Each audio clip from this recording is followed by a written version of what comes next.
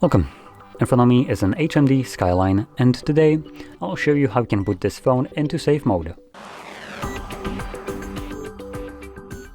So to get started, hold your power button. Oh, it looks like we might need to hold power button and what was that? I assume it's going to be volume up. So anyway, power button, volume up. Yep, there we go. This brings up our boot options. In here, you want to hold power off. This then changes into the reboot to safe mode. With a quick message, do you want to reboot into safe mode? This will disable all third-party applications that you have installed. They will be restarted when you reboot again. We're going to click on OK, and let's give it a moment. The device will reboot. When it boots up, it, like the message stated, goes to the safe mode. So from there, you can troubleshoot your phone.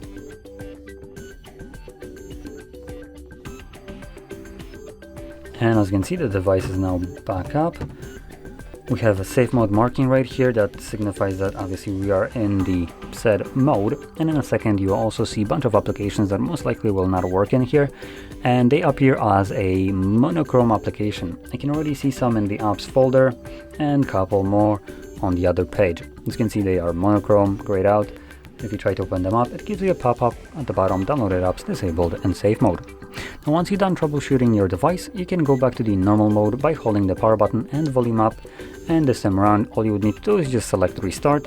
When the device reboots, it will automatically boot into normal mode, where all these applications become available to you once again.